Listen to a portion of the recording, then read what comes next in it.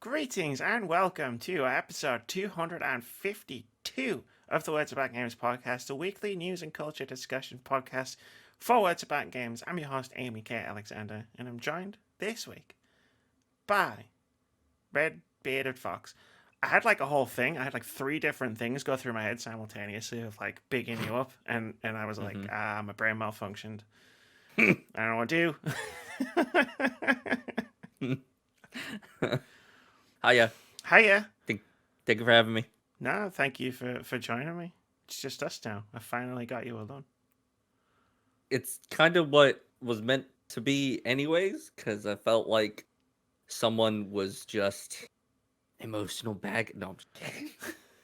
He's not here. I've got no Mooney to constantly disagree with me. I've got no Keith to constantly remind me that I could get sued for the things that I say. I'm unleashed. Amy is unchained this week. Hey, Moody. Viva la Revolution has still continued. It is just it has changed. It has transformed. We now have Amy, and she has now been unleashed. You know what, Moody? Titanfall 2 was a good game. It was. What's that, Moody? Oh, you don't hear it sarcastically disagree with me? What a shame. You know what else, Moody? Really was. The first three Halos are amazing. Oh, this is great. Can we just do this for the podcast? Just me saying, yep. Mm-hmm. Yeah. Mm-hmm. Foxes gets it. Bloodborne is an amazing game. Goddamn right it is. Sorry, now that's... Ever since we talked about it last week, it's all it's been on my brain. I'm just like, please, I don't think we'll ever now get it ever to come to PC now that everybody's just like, yeah, we'll see it when we fucking believe it. And when other people say that, because I say that shit, but when other verified sources say that shit, like it's like, all right, I'm out. Well, I just got my answer. Yep. Yeah, it does that. Bloodborne has that effect on people. It had that effect on me. Like. That's why I made a video about it. I was trying to get it out of my system. And it didn't work. It's too good of a game. It's still right there on my PS5 dashboard. And just it calls to me sometimes. Mm-hmm. It's like, hey, Amy, you haven't got the platinum yet. What are you doing? Come on. And I'm just like, no, Bloodborne. I don't do that. I don't get platinums. But all those chalices. Even though no one really wants to do them, but you know, hey, you do them just because it's a fun game to play. If I ever decide to get the platinum, I'm gonna stream the chalices just because otherwise I wouldn't do it. Like, yeah, that's fair. I don't like the chalices all that much, and like I haven't done. They're okay. I've only done the first 2 levels, I think. So like I know there's like the punish that I can't remember what it's called, like the chalice where it's like half your health, and like I know there's worse chalices coming, and it's just like, oh man. Like... I'll admit some of the really like cool and interesting fight, because like there's a lot of them that's on repeat. That's like, you know, just like, oh yeah, it was just the same one that you fought, you know, like in this section, or you know, whatever the fuck. But then they have some ones that aren't actually just, you know, in the rest of the game at all, that are actually pretty cool and unique, but you have to go through all just the dungeon crawling fucking bullshit. Yeah, that's a part of the chalices. And to be honest with you, I don't think the chalices would actually probably be so bad if it wasn't all so damn samey and getting so lost in just about everything. Yeah, it's like if it wasn't a roguelike with like 6 rooms that were constantly rearranged. Well, there's some cool stuff in there. I remember the Pilgrim. The first time I came across the Pilgrim when I was streaming, and I was just like, ooh. It's pretty cool, actually. Yeah. And there's a couple of good boss fights as well. Like, it just walked to the door. But like, I'm that kind of person, Foxes. I was like, okay, I'm not gonna attack. I'm just gonna see what happens. And it became this really nice moment where I just walked past. That's point. And then I was dead in 2 seconds. Like, there are some games where I am I'll shoot or stab or punch anything that moves, and there are some games I respect. Like, there are some games that earned my respect, where it's just like, let's just see where this goes. Bloodborne is definitely one of those games that earned my respect.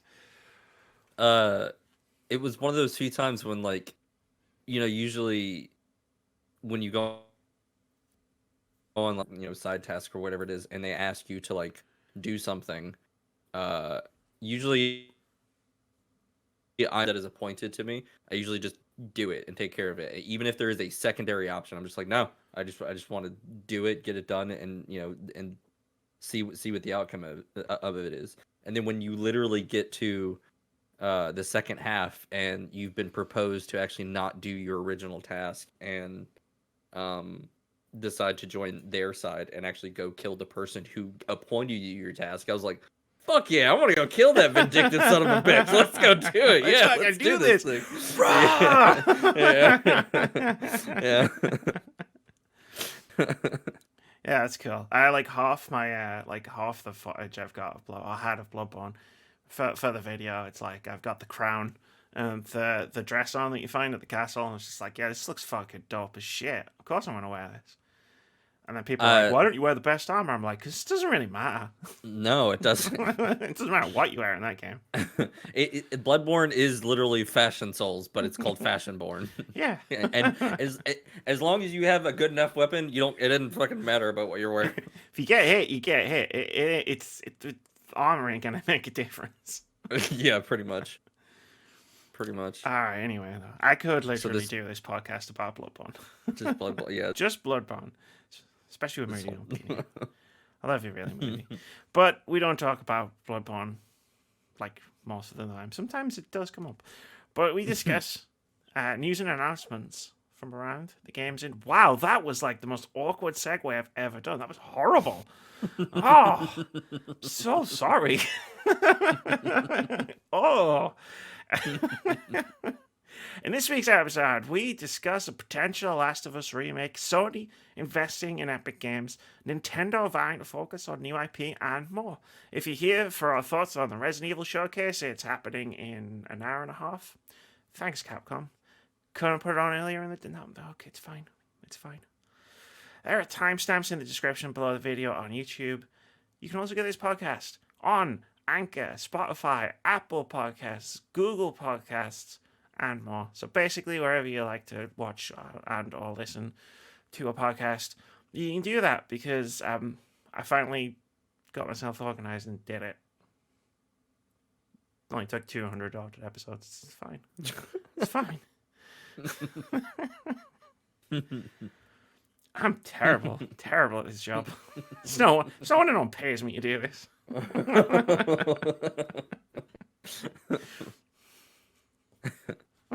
Next thing you know, you're going to be getting a call. So we heard you were up for hire.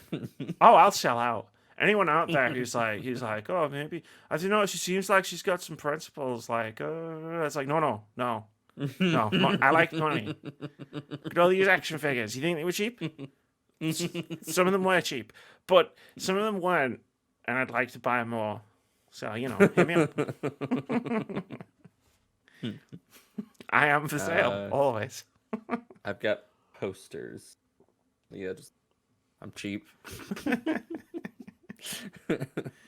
I mean, they're framed, so I guess frames might be, but the frames make them look not cheap. That's true. So I got a painting that's worth more than like all of them technically. Sweet. So I like paintings. So I guess I'm not cheap. There you go. There we go. Paintings, yeah. Just pay me in paintings. I'm like, hey, look, here's all my action figures, and you're like, oh, well, like I just imagine you like the little pipe. Let me tell you about the art of Vincent van Gogh. I mean, we could turn this podcast into that, sure, yeah. Honestly, that would be a super entertaining podcast if I just went, I know about art. It's fine. The only thing I know about Vincent van Gogh is he cut his ear off, but I can make it seem like I know what I'm talking about. He did cut his ear off, right? That is the right gag. Yeah, he cut his ear off. All right, cool. Maybe I should just stick to my own wheelhouse. Let's read this first news story. Report. The Last of Us remake coming for PS5, but at a cost to PlayStation morale. This is from Owen S. Good over at Polygon. He writes, fans will be happy to hear The Last of Us is getting a remake for PlayStation 5. But some developers inside Sony aren't happy with how that came together or what it means for PlayStation's vaunted first-party development going forward, according to a report Friday morning from Bloomberg. The account by Bloomberg's Jason Schreier describes how Sony's Visual Arts Service Group, a support-oriented studio located in San Diego, took on a PS5 remake for 2014's The Last of... Wait, that's not right. The Last of Us came out in 2013. Come on, Polygon. Get your shit together. Took on a PS5 remake for 2013's The Last of Us with approval, but without much support from above. Then saw it handed over to original developer Naughty Dog. The Visual Arts Service Group was then relegated to a support role as well as assigned to help Naughty Dog complete the delayed Last of Us Part 2 that launched last summer for PlayStation 4. As a result, the group's founder left Sony altogether, Bloomberg reports. Friday's report describes the senior leadership of PlayStation obsessed with big hits, critically as well as commercially. For example, Bloomberg says Sony Bend Studios' pitch for a sequel to 2019's Days Gone was rejected, and part of the studio was told to assist Naughty Dog on 2 other projects, one of them a new Uncharted game. The Oregon studio is now working on a new game of its own, Bloomberg said. Excuse me. Naughty Dog has been a Sony-owned studio for nearly 20 years, helming 2 franchises, Uncharted and The Last of Us. Crash Bandicoot? Jak and Daxter? Come on, Polygon. That have generated multiple award-winning titles, as well as television and cinematic adaptations. In one light, deference... Didn't Jak and Daxter actually get a movie? Ratchet and Clank got a movie. Oh, Ratchet and Clank. Yeah. That's right. Yeah. I did a Let's Play when I used to do those, when Ratchet and Clank came out. I did a Let's Play of the Ratchet and Clank game, like the remaster, remake, whatever. And the cutscenes were from the film. Like, they used the cutscenes in the film. So the video got blocked on YouTube because the cutscenes were from the film. And Sony blocked the fucking video because I was using the film on YouTube. Good shit. Good shit. Thanks for blocking there. Thanks for blocking that, Sony. In one light, deference to a proven hitmaker, especially where its own IP is concerned, is reasonable. But Bloomberg's story notes that the Visual Arts Service Group took the initiative to develop The Last of Us' PS5 remake, but only got provisional approval to continue with it, and no budget to hire more developers to make it. The report comes on the heels of a major shift at Sony's development arm in Japan. In February, Sony Interactive Entertainment reorganized its Japan Studios team, effectively doing away with the developer and talent behind smaller, more experimental PlayStation games like Ape Escape, Knack, Gravity Rush, and Loco Roco. What remains is Team Asobi, the developer behind the Astrobot series, including the built-in PS5 showcase Astro's Playroom. That move signaled a shift from more modestly sized games developed in Sony's home territory to blockbuster Western franchises like God of War, Ghost of Tsushima, Horizon, and The Last of Us. Yeah, that makes sense. Question. So I remember playing, I never beat Knack, but I remember playing Knack 2 hours of Ape Escape and was just like, yeah, I'm good. Was Loco Roco and Gravity Rush any good? Gravity Rush is amazing. Yeah? Yeah, I've got a Gravity Rush t-shirt, which in hindsight I should have won. But hey ho, what are you gonna do? Yeah, Gravity Rush was great. Loco Roco was pretty good too. Like, I like this Sony's experiment. Well, I should say, I liked Sony's experimental games. RIP. Everybody's Golf is one of my favorite PS4 games. Like, hands down. Yeah. RIP. Like, I genuinely like. If you sat me down and went, hey, Amy, what's your top 10 PS4 games? Like, Everybody's Golf would be one of my top 10 PS4. Okay, I'm going to get this out of the way first because I had many thoughts about a lot of stuff that came up in this report, but the first question I had was, does The Last of Us really need a remake? I mean, it already got one, right? It got a remaster from PS3 to PS4, did it not? It did, yeah. That's how I played it, because I never had a PS3, missed The Last of Us, got PS4, and then, like, it was the summer after PS4 came out that The Last of Us Remastered was released. I played both of them. Played the regular and remastered. No. I mean, like, in all honesty, no. I mean, they're gonna do it anyways because it's like, Money. like when place, yeah, money, and then when PlayStation really likes to show off their crowning achievement, they love showing off their crowning achievement. They're just like, and once they want it to be at forefront. I mean, they did it with God of War, they did it, do it with The Last of Us, they did it with Metal Gear for a little while. They did it with the no, it wasn't Medieval. So yeah, I mean, like they love pushing it, but it's kind of like, I guess it's a nice thing for, like, for, I guess, the generation of the little kids, underneath us, that, their parents, the good, if the parents made the right choices. Yeah, I was gonna say the good parents made the right choices of not letting them play that, because it is a very violent and adult game. And very, very much realistic, kind of, well, not realistic choices, but like more like, hard hitting, emotional, realistic choices that, could be affected, for your mental stability. But nonetheless, it's good for them now, because it'll be for the PS5, but it's kind of like one of those things that's like, just let them play it on the PS4. You could buy a cheap PS4 now. In all honesty, let them play, or not let them, because I'm sure they'll be old enough at this point, and they can play it on the PS4 now, instead of not paying what's $400 is the lowest barrier to entry for PS5, or is it 300? 400. I think it's something like that. Yeah.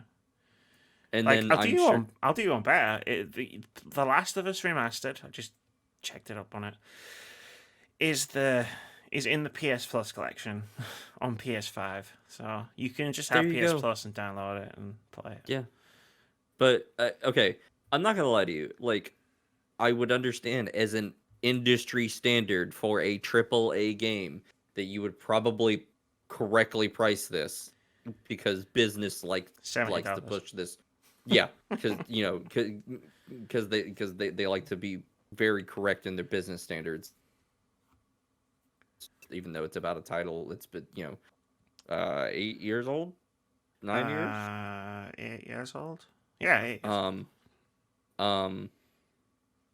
And will probably be priced at either 60 or fucking 70, and it's just like, just Again, buy the remastered, which I'm sure is probably $20 that you can find somewhere, maybe 30, at most, and then you'll play it just fine. Like, I don't expect any brand new, like, innovative things to actually, you know what? There would be, in my personal opinion, this is only specifically for me. Sorry? Preach it, Foxes.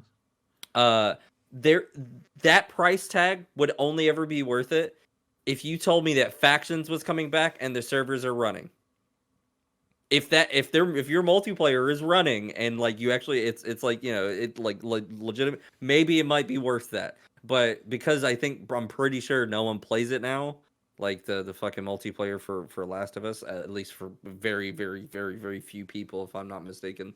With new added stuff to your multiplayer, like, that might get people coming back. But in all honesty, at this point, because you've added nothing new to it, and I imagine you probably won't add anything new to this one, other than maybe like some extra photos, or like some interviews after, for the DLC, or like the interviews that the developers or Neil Druckmann that has had after the game has come out with all of his success.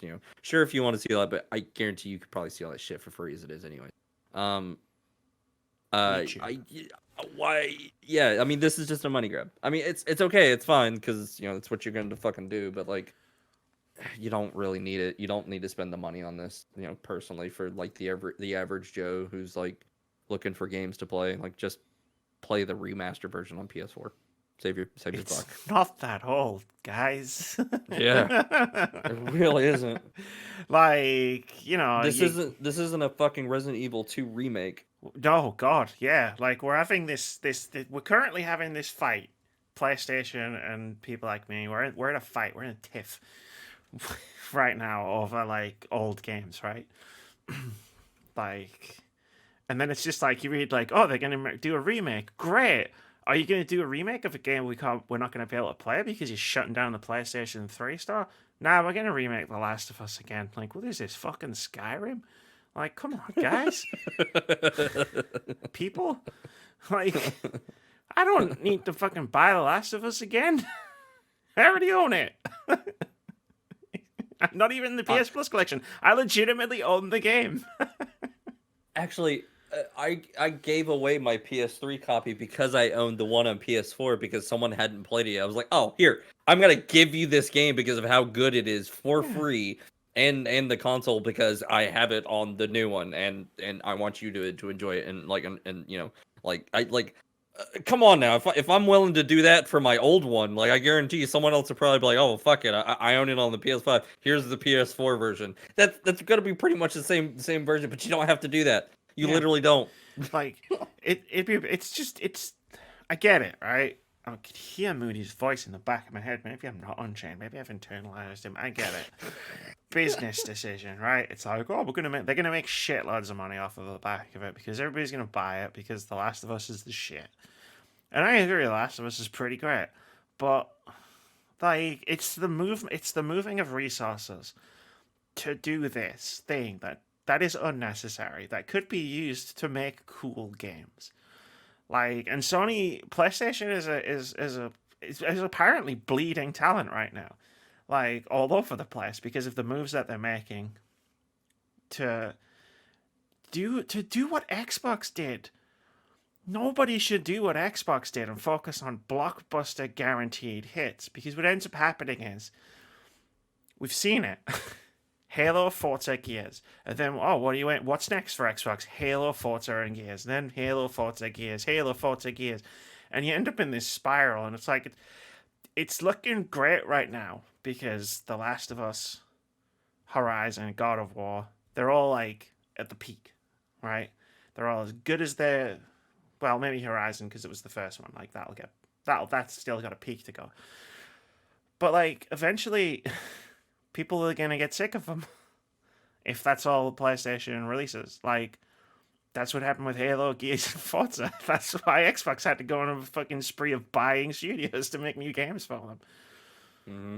Like they spent. And to be honest with you, sorry to interrupt you. No, like Coalition has been the only one who's actually been continuously getting their praise because they're like staying in their lane. You know, it's like, yeah, sure, we are gonna make your next Gears, but at least we're gonna like expand upon our game and actually make it better and listen. Whereas, let's be honest with you, Halo 5 was hit and miss. The multiplayer was good. The campaign was bad. Yeah. If anyone ever tries to argue with me that Locke can still take fucking Master Chief in a fight, no, we can't. Sorry. Yeah, it was like 343, right? They got a Halo 4. The campaign was great. The multiplayer wasn't great. Halo 5. The campaign wasn't great, and the multiplayer was. Halo Infinite. All you need to do is combine those two things that you did well in two different games. Boom, you've got the next hit, which I thoroughly believe that they're gonna do. And it's funny because, like, while the storytelling for 4 was, it was okay. I actually still enjoy 4. I think 4 is a fun game to play, and to be honest with you, the graphics and the CGI cutscenes are still pretty they look unbelievable. For when that game came out, it still looks good still today. Like it's still top notch, type stuff, and it's like, wow, good. It 4 to me looked like it was like, oh, this is actually in good hands. If we polish some of this up, and for like 5 and so on and so forth, you can make something great. And then you kind of drop the ball. Yeah, but whatever. I played 4 last September when we did. I played all of them with Moody. Actually, it's a small point. But like the one thing me and Moody agreed on, actually, the two things. Mechanic. Shut the fuck. The two things me and Moody agreed on about Halo was Halo 4 was a fucking great story, and yeah, it looks ridiculously good for a game that came out on Xbox 360 in 2012. Like, what on earth were they doing to like get that in? Like it, yeah, but like. Yeah, like Halo Infinite now needs a pretty much a reinvention. Forza has taken a rest. Like, That's interesting for them because they love pushing that button and just keep going hard on it all the time. Forza this, Forza that. It's funny that they're actually kind of reeling back a little bit. I think it was necessary. I don't know if it was necessarily planned, so much as I think Mm-hmm. COVID might have had something to do with it. And I think they're just taking advantage of it because now Forza, when Forza is re-revealed probably this summer, like it'll be Forza's back. Like boom, check it out. You haven't seen Forza for a while, and hopefully it's Forza Mm-hmm. Horizon 5 set in Japan. Fingers crossed. I've been crying out for Japan since like Forza Horizon 3. Like please. And 3. I didn't mind Horizon and 4 or whatever the fuck it was called. I called it 3 base Horizon and 4, or unless 4 was Horizon. The Horizon, there's like the two separate. Oh things. yeah, that's right. That's right. Horizon 4 was set in Britain. No one should set their games in Britain. I remember playing it, and It's a good game. like, I'm just yeah, like I put a few hours into it, but I kind of got bored. I'm not gonna lie. hate Like my I was home just country. I Genuinely, was kind of bored. like it was pretty. It's a really, really, really pretty game, but as far as like intricate tracks, I did drive around Scotland and was like, oh cool, I've actually been here. I yeah? legitimately I'm driving past a place going, I've legitimately like walked down this street that I'm driving down. Oh yeah, that's right. Because they tried to do the photorealistic thing where it's like you're at an actual place with the UK. Yeah, that's right. That's right. Which is always fun. Like I remember Yeah, playing true. Assassin's Creed Syndicate, running around London, just being like, "Oh man, I've been to all these places. This is cool as fuck." There's a hot dog place right there that I always visit every time I come to London, but it's Victorian era, so no hot dogs. Yeah, that's fair. I will say one thing that I think that Horizon fans, for those of the last thing I'll say, fans, and for the Forza fans just in general, especially whatever locale it is next. I think they're really, really itching for the next thing because I think if I'm not mistaken, the Crew 2 let a lot of people down. It was just kind of like, meh. It was kind of like, eh. Yeah, I've played it. Yeah, it was, yeah. And if I'm not mistaken, like Crew 2 came out after Horizon and 4 and all that, and then Forza did that. Was it like mode of I think they Forza? did another motorsport game. Like that's their main series, Yeah. isn't it? It's the whole like Motorsport, simulation that's what it is. racing, and it's like Yeah, I'm not yeah, interested yeah. in simulation Yeah. racing. Whereas Horizon's like you're drive Driving crazy game. fast. Yeah. Yeah, exactly. But yeah, Disappointing. hopefully, Forza fans will actually get their game back soon. Yeah, to bring it back to the story that we PlayStation. Mm-hmm. I'm disappointed that Days Gone sequel was rejected, and I didn't even dig Days Gone that much. But like the thing I've always noticed, or the thing I've noticed a lot of that happens to a lot of games is the first one comes out and it's a bit it's okay. Like, but there's something there, but there's a lot of crap. I'll just say crap. Like, there's a lot of crap on top.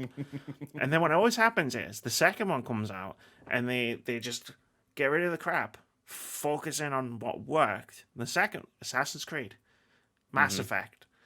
Like, there's tons of game series where the second one comes out and it's just such a leap above the first one.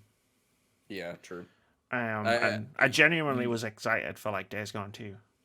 You bring a good point for to about their sequel. I do remember that people really like the going, like getting around, like you using your bike and like using the different stuff that the mechanics, like around the bike and whatnot, whatever using your weaponry. I heard that the story's kind of meh. Yeah, the story is kind of like the bike was cool. Like I like the idea of like, oh, there's zombie hordes, like Yeah. legitimate hordes where it's like I have a gun. Nope. Like, Yeah. no, this ain't happening. Like, and just running the fuck away. Like that was cool because like you don't see that in a lot of zombie games where you have to run from a massive screaming horde of zombies. Sure. You usually you're the badass and mow them all usually down, it's like, oh yeah, I'll just fucking kill them all. Like, yeah. they're zombies. What are they gonna do to me? Eat me? Yeah. Oh boy, it's almost like scratching and biting and eating me is, bad. Yeah, oh no. But like that's like if they're gonna focus on blockbusters, it's like, are we gonna see many original games come out of PlayStation like in the next 10 years? Yeah, it's a good question. Because like yeah, Because like you can't push it, you can't force it, especially if you want your blockbusters to be as pristine as you put them on the pedestal to be, you know. you can't legislate for a game being a hit. Like that's not how it works. Like it's Yeah, never how it works. yeah. Like, and we talk about like burnout with like franchises that console manufacturers are leaning on. Like Halo was bigger than any game PlayStation has ever. In its heyday, Halo was bigger than any PlayStation game that has ever been released. And here we sit Hmm. in 2021, and it's like, oh god, I hope Halo Infinite's good because like it's had some problems.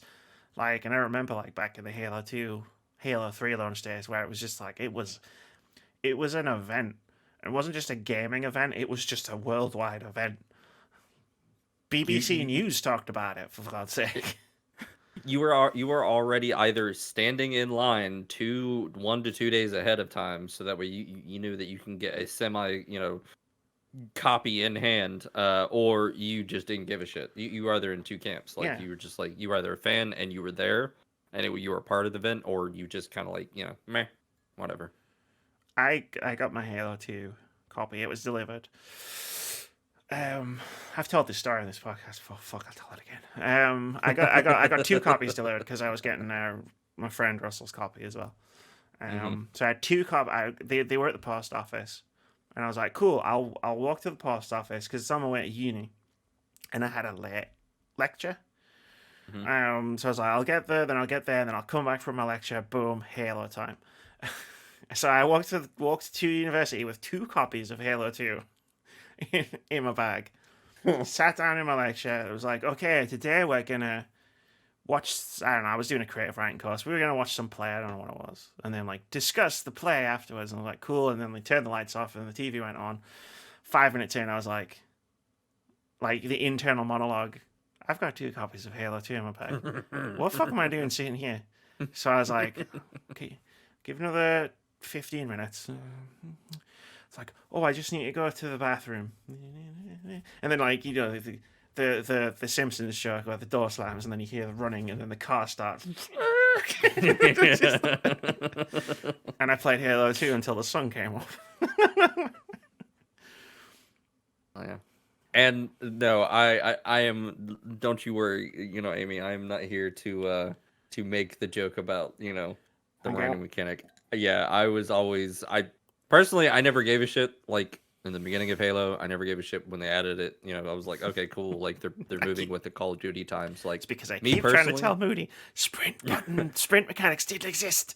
Didn't yeah, exist. exactly. I imagine that it'll still probably be in it just because of the fact that Yeah, I was in the hospital. it's a video game. It's modern. Like, why not? I'm sure enough people would cry and whine about this, like, I can't sprint. For them to like add it in. So I imagine that they're like, nah, fuck that. We're not going through that shit anymore. We're always adding sprint from now on. But It's a it's whole thing.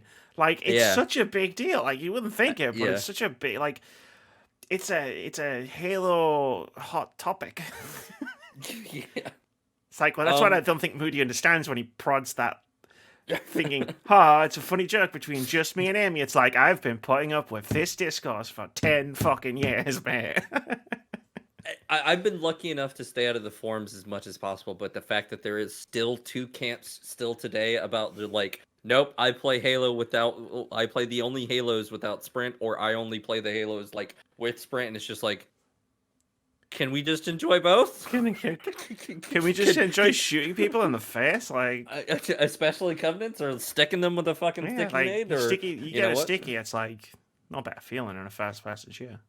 And to me personally, I think it would feel so damn odd if I was able, just the fact of how the game plays, like, for the fact that especially when you try it on harder difficulties and you get punished for actually doing some of the dumb shit that you do on easier difficulties and the harder stuff. Because you're just like, It's oh the yeah, I'm just AI. gonna run out in the middle and just fucking rock it. No, you're gonna kill yourself, me and him at the same time, and we're gonna have to restart. Want to do that again? Yeah, it's like the that was the beauty of the older Halos. Like when you put the difficulty up, it's one of the few games where it's like, no, the AI gets smarter. Like it's not just that they do more damage. It's like he'll get fucking smarter, man.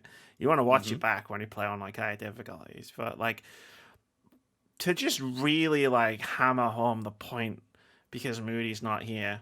But I know he's gonna watch this. Like there's such a thing in video games called level design. And Halos 1 through 3 were designed to be moved through at a specific speed. And if you added an option to, I don't know, say move faster through those environments, you kind of fuck the level design up. Because that's how video games work. Things are designed to work in a specific way. And also, the sprinting mechanic in Halo 4 sucked. I can sprint longer than the Master Chief. Yeah, 4 was pretty bad. I'm hoping that they're like fuck it, sprints just a sprint how it works. You have stamina and goes so and so forth. Blah, blah, blah. Which, to be honest with you, while in the lore it is supposed to be like, yeah, he can sprint for fucking ages on end for however it may be, but you can't sprint. It's like it's a video game.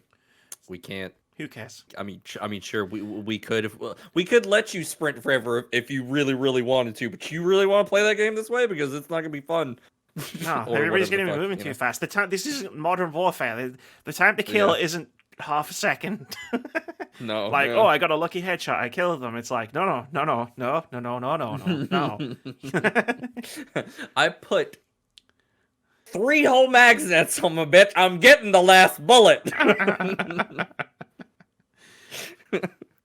It'd be like trying to shoot the Flash with a fucking handgun. It's just not happening. Anyway, I'm gonna. I like how we went back to over to. No, it's fine. I'm gonna timestamp that. Fuck him. And everything. Rudy's gonna know I've come. I can't. I fucking. I'm coming for you. But anyway, let's get back onto the news. Like I was worried that the news was so light this week that the podcast wasn't going to be like as long as normal. But yeah, it's going to be as long as normal. Let's go, and that's a good thing. Anyway, we're still on Sony. Sony invests another $200 million in Epic Games. This is from John Porter over at The Verge. He writes, Sony's just invested another $200 million in Epic Games as part of a $1 billion funding round, Epic announced. Over a dozen investors contributed toward the funding round, which valued the Fortnite developer at $28.7 billion. That's over $10 billion more than Epic Games' estimated value at the time of Sony's major investment last July. Epic Games CEO Tim Sweeney is still the company's controlling shareholder after the investment. In a press release, Sweeney said that Epic will use the investment to, quote, help accelerate our work around building connected social experiences in Fortnite, Rocket League, and Fall Guys, while empowering game developers and creators with Unreal Engine, Epic Online Services, and the Epic Games Store, end quote. Sony gave a bunch of money last time, and they own like 1.4% of, whatever. I did that one last July. I don't even rehash it. Like, Epic just got $1 billion. Basically. That's pretty cool. Pretty much. So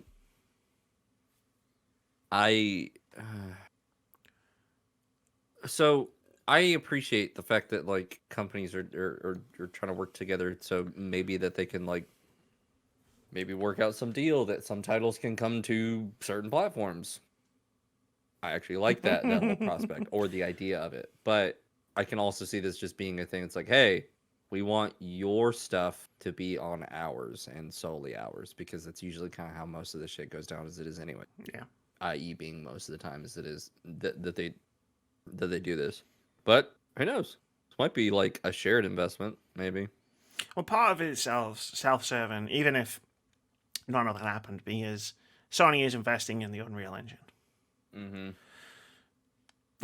That's it. Sure. Like that, they're not necessarily investing in the games or in Fortnite or in Epic as a company. They're investing in the engine that I imagine the majority of developers are going to use to make games on their platform. Mm-hmm. So it kind of makes sense. But like the flip side of that is like last summer when they did the Unreal Engine 5 reveal, they did it on a PS5 Mm-hmm. because hey ho, Sony owns a portion of Epic, so it makes sense that that would happen. Sure. Like I had a thought I was going to talk about Epic, but what I think I'm going to do is I'm going to read the next news story because it ties probably more into the next news story than it does this one. So we will roll right on through.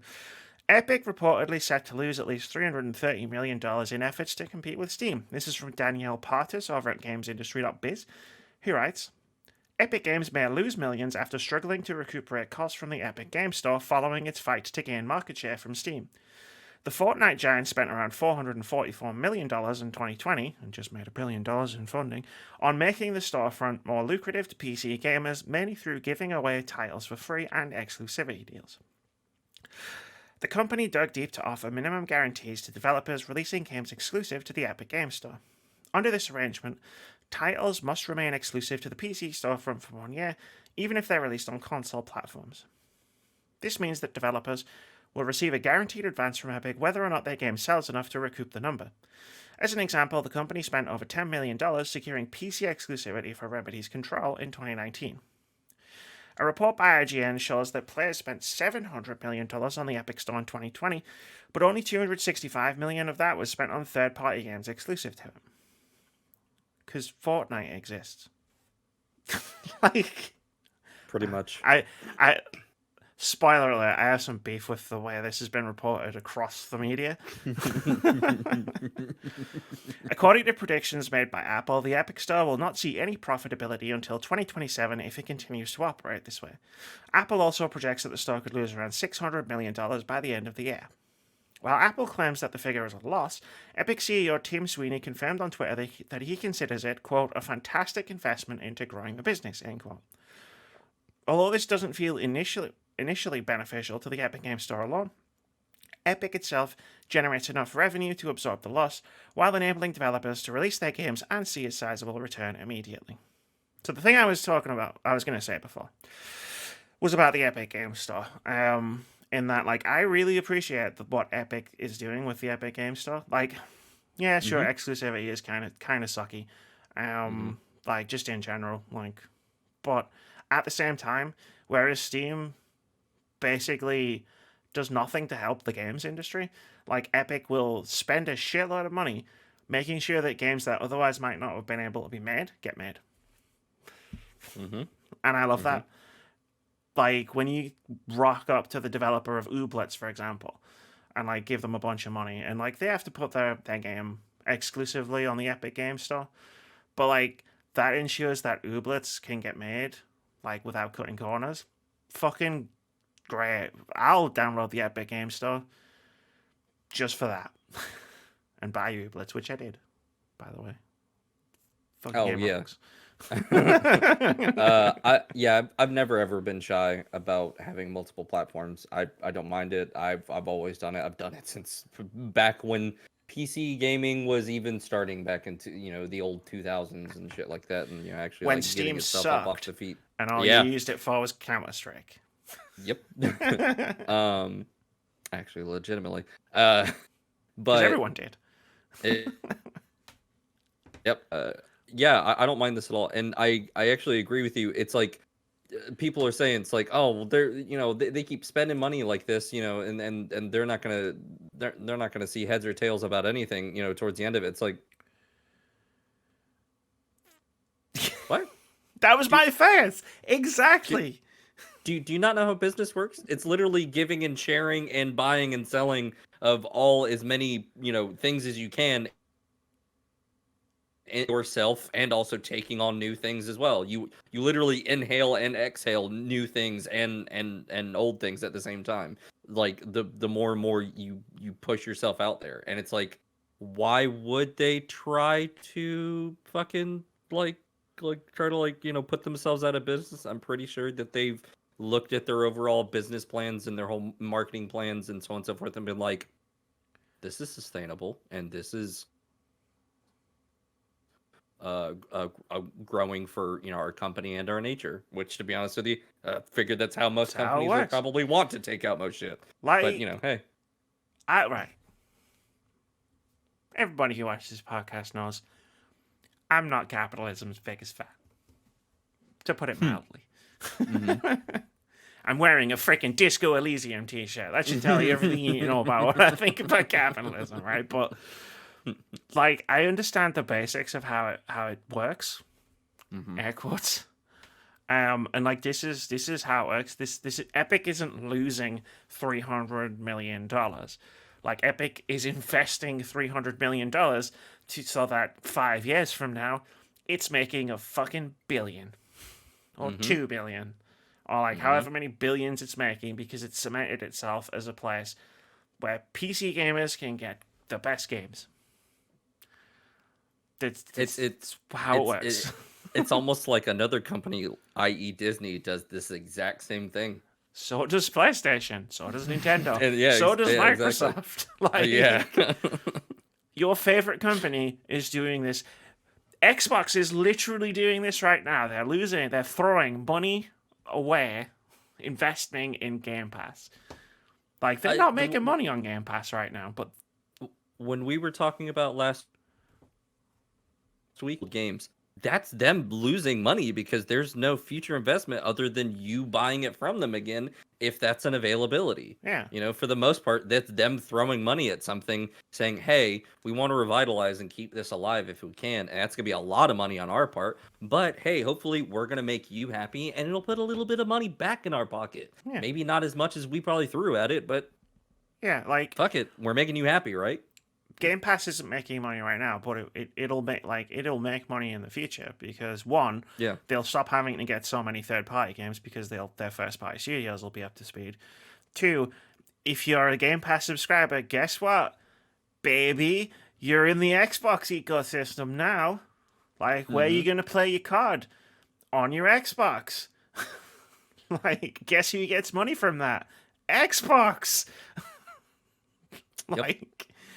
And it's the same with this. It's just like Epic. Like, the only reason people are framing this as Epic losing money is because they got the information from an Apple versus Epic lawsuit, and Apple literally phrased it as losing money because they're trying to win a fucking lawsuit.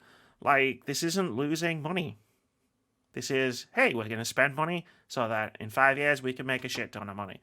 And the and the idea that, well, the players only spent a small percentage of the money that they spent on Epic Store on the third-party games exclusive to the Epic Store. It's because the vast majority of the money people spend on the Epic Game Store is spent on Fortnite, because it's one of the biggest games in the world. Microtransactions and Battle Fortnite passes. and all your free games that even include microtransactions for themselves. Which, by the way, there's actually quite a few free games on Epic Store that you don't even have to be a part of, like the Epic Store thing where they give you a free game every week month or whatever, which is amazing. Yeah. It's awesome. Games. And they have free games just by themselves. And then on top of that, if you want to spend little tiny bits of money on those free games, you can. And guess what? They do with Fortnite, because there are a lot of kids who do it. Yeah. That's how they have Fortnite adverts at the Super Bowl. But we're gonna move on. But first, I just need to do something. Nintendo to focus on more original. Nope, that's not the headline. Nintendo to focus more on original IP. This is from Marie DeLassandri over at GamesIndustry.biz, who writes, Nintendo is to focus on developing more original IP for the Switch going forward. President Shuntaro Furukawa said in an interview with Nikkei, translated by VGC, that creating new series and developing new entries in well-known Nintendo IP is what Switch needs to remain competitive. Quote, with the expansion of time spent at home, the range of entertainment as an object of consumption is expanding. Games are not a necessity of life. What? In order for customers to choose games in their finite time, they have to be interesting. Competition is tough, and I am not optimistic. Fuck me. Damn. I know, right? I myself am looking at and studying various forms of entertainment. In the future, we will focus on creating new game series as well as long sellers such as Mario and Zelda. And go, damn, are you in the right job? Are you okay? President Like, Furukawa? like he's like, I'm not optimistic about all these other games, but Zelda and that Mario, yup, get them in there now. And the That's new all I heard. IPs as well. Like Yeah, the true. thing about Nintendo is like we talked about this on a review show at me and Moody a few weeks ago, where it's like I have already, and this is before I started playing Monster Hunter, like Hmm. obsessively this week. I've already played more games on my Switch this year than I did last year because all they really had was Animal Crossing.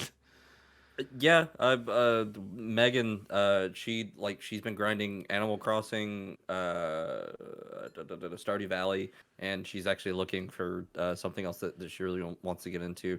She actually told me a couple of days ago that she did spot something that she had some interest, but I'm glad that they're actually just as interested in it as well as finding different new things and original as well. So If that's only nice. there was another another console manufacturer who was interested in finding new and interesting things. The whole reason I brought the PlayStation Glass. Thank you. Um, I actually got a message of a friend who's like, I really enjoy the sarcastic sips of the PlayStation Glass. So I was like, I'll try and make sure I include them in the future. Um, this is just great. Like, Hmm. Nintendo's having such a great year. Like, I'm on my Switch a lot at the moment. I got Monster Hunter, obviously. Um, Hmm. I just downloaded this game called Nausea. Um, which I heard about Nausea, a few like weeks the ago. original Nausea? No, like Okay. it's like a new indie game. Like Okay. it's like a social deduction game, but single player, and it's like a visual novel, and you go through Oh, like okay. time loops and stuff. It sounds really interesting. I'm gonna play it, and it's a console exclusive. Actually, it's just a Switch exclusive in general. Um, Yeah, please do so you can tell me about it next time well, we're on. I'll be on a podcast in the future. Don't know which one. I will play it, and I will be like, hey, and I'll send you the link with the timestamp, and it'll be all good. But like, Nintendo's always been this weird sort of company where it's just like all of their games are like Mario and Zelda, and Hmm. every now and again they'll throw in an Animal Crossing. Although I imagine that franchise is now way more important to them than it was in 2019. True. Um, but it's cool that they're exploring developing more original IP because they have a really creative, talented team of people who work there. Who Hmm. could like Amy Unleashed, right? Like Nintendo Developers Unleashed. I'd love to see that because I think that's gonna be something really cool. More unleashed, the better. Honestly, right? Like just unleash the fucking game industry. Like just unleash everybody and let everybody do whatever they fucking want. Hmm. Hmm. Because you know what? The games are better. Like generic fucking open world third person stealth action grindy follow the icon games like I'm fucking sick of them. I don't blame you. I've been sugarcoating it like for the last few months, but like I'm fucking sick. I played Ghost of Tsushima last year, and I was just like, it's very pretty. The combat's very good, and I love the fact that it's shot like in a Akira Kurosawa film. But my fucking god, when you actually have to play it, and it's like, oh god, I can't. I just can't. Like, Hey, just yell, just add boy in your games, and then like be really angry, and that's how you make a new original different game. yeah, it was wholly original because Teal'c was in it. So yeah, I mean, to be fair, he is the best part of that entire oh my game. fucking god! I Like, mean, that don't get me entire wrong. game. Like, God of War is Yeah. legitimately a fucking amazing game. But like, yeah, again, yeah, it's like, oh god, go Nintendo! I look forward to seeing what you make of them in the next few years. Like, it's cool. I'm Agreed. excited for their new IPs. I'm excited to see what the Xbox studios are working on, and I'm excited to get the same old shit from PlayStation. Ah, shit! I didn't have the glass mode. One of these days, I'm gonna do it, and I'm gonna do a spit take. Purely accidentally, because I made myself laugh. Anyway,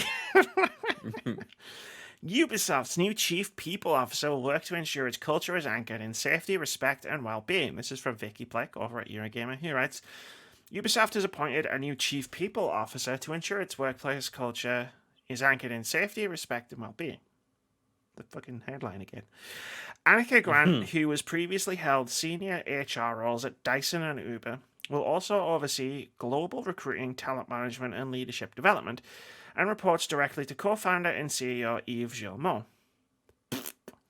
Quote, I am very happy to welcome Annika Grant as our new Chief People Officer. Her energy, optimism, and breadth of experience will be great assets to keep evolving our approach to HR and talent management, Gilmore said in a statement. Working alongside me, Annika's mission will consist of aligning all our HR teams with a strong shared vision, building a robust talent pipeline, and implementing innovative and new ways of working. End quote. Oh, no. Bite back on the comment, Amy. Bite back. Don't say it. Grant will also work toward improving Ubisoft's organizational performance and innovating on strategies to develop talent. Ubisoft was forced to remove several senior members of staff last year when multiple Ubisoft employees came forward with allegations of serious sexual misconduct.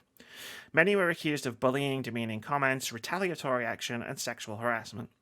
Ubisoft subsequently announced it would investigate all allegations made by employees and audit its existing policies, processes, and systems with assistance from specialist external consultants, saying it was, quote, fully committed to taking any and all appropriate disciplinary action, end quote. Since then, the company has seen a number of high-profile resignations, departures, and suspensions involving senior management, including Splinter Cell and Far Cry creative director Maxime Bellend. I don't know why I keep mispronouncing his name.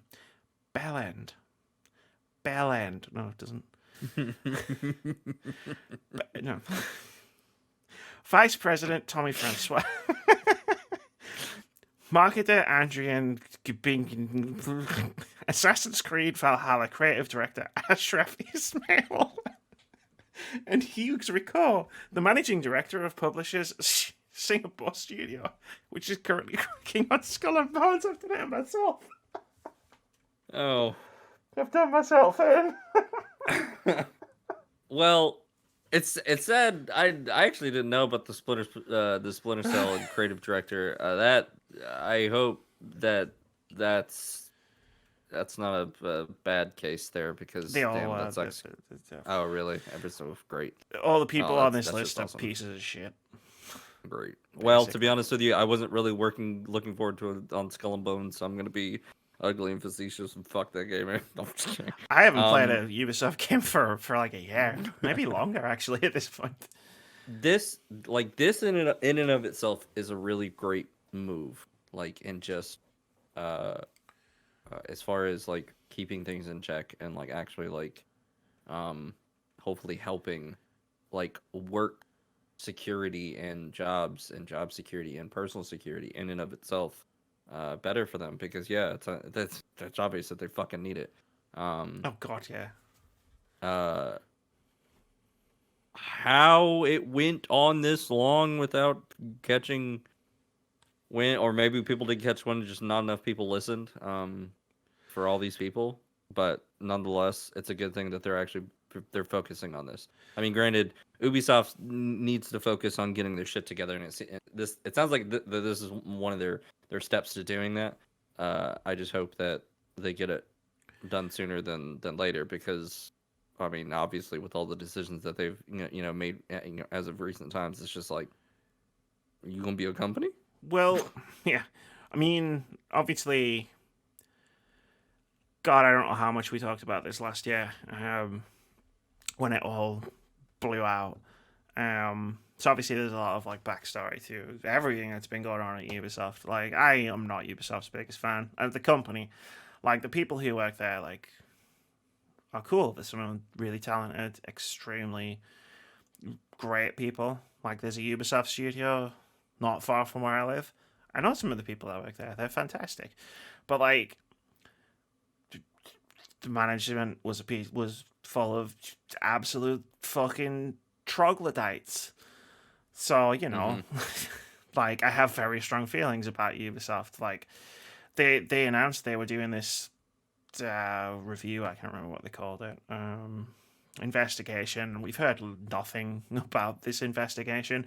Most of the people who were named as like shitheads got to resign rather than be fired.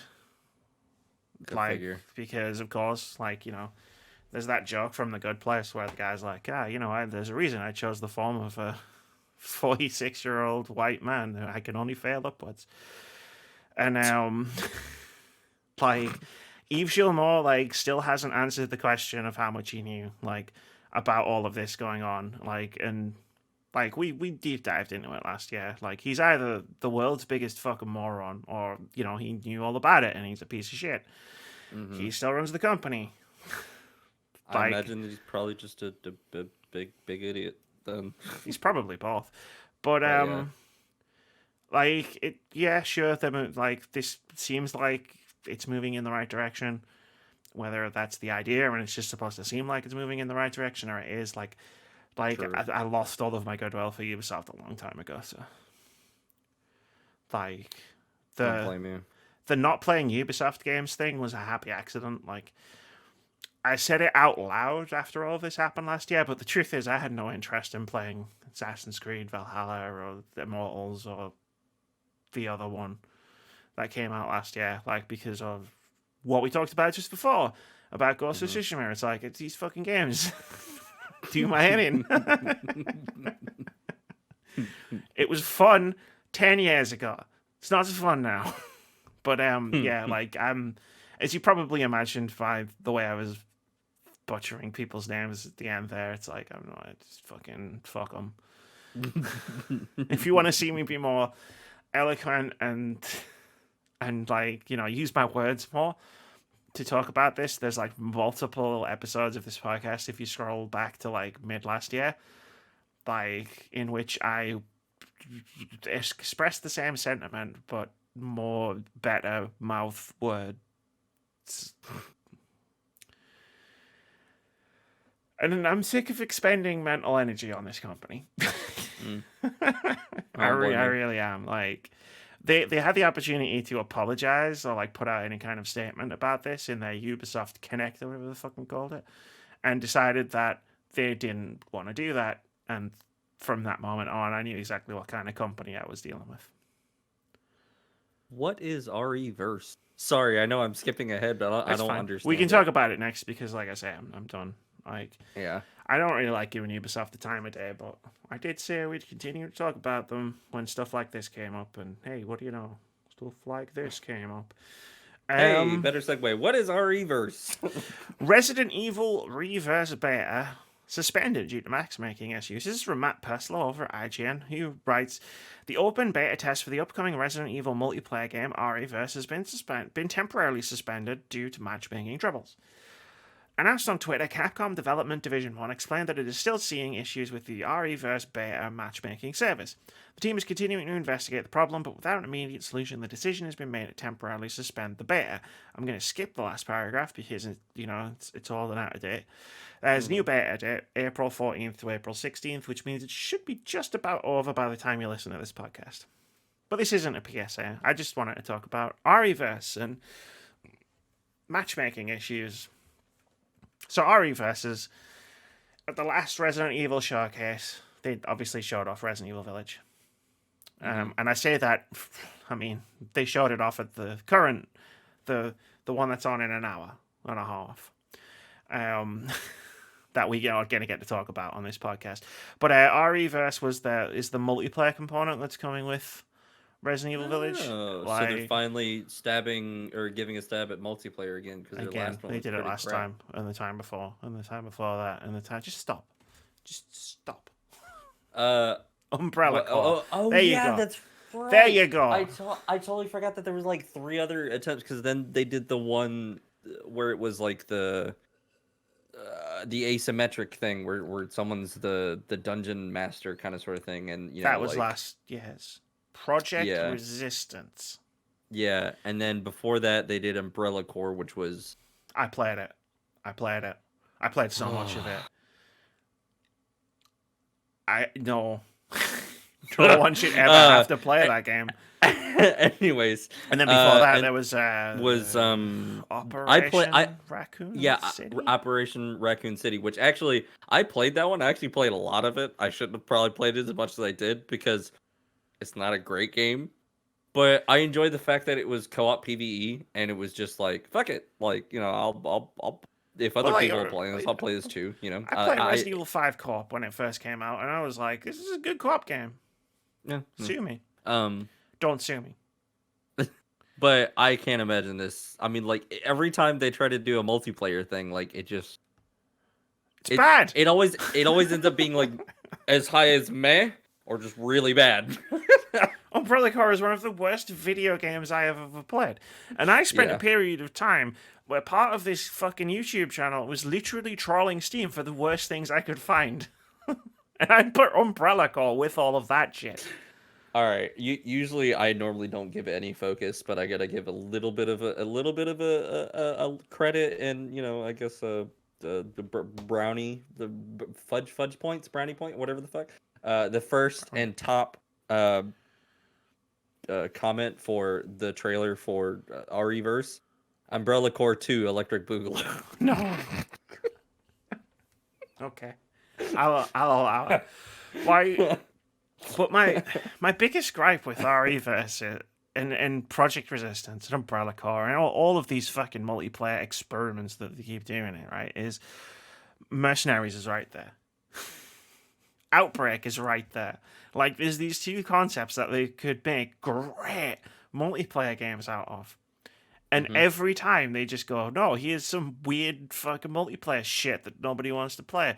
And, like, I'm not the angry YouTuber, foxes. I'm not the person who, takes a picture of myself going, like, for the thumbnail and, like, fucking, like, capitalizes my title and, like, just rants for 20 minutes about stuff. But, like I like nuance. I like to be balanced. But these multiplayer games are fucking terrible. Stop making them. Please. Please. They're always unbalanced, buggy messes. And it's just like, why? Like, you go into a fucking Resident Evil showcase and you're like, oh, get in. I can't wait to see what they're making. And then inevitably it's some stupid fucking multiplayer thing. And it's just like, not again. Not again. Please. Please. No. I'm a game crack. I'm going to have to play this. No. Please stop. I just didn't play Project Resistance last year. I was already so mad at Resident Evil 3. I was like, I ain't fucking playing that multiplayer thing. And nobody's going to fucking make me. Anyway. Wait. The players can become what's his face? Yeah, what? It's just that. Yeah, you get, if you get enough kills and then you turn into the monster, and it's like, yeah.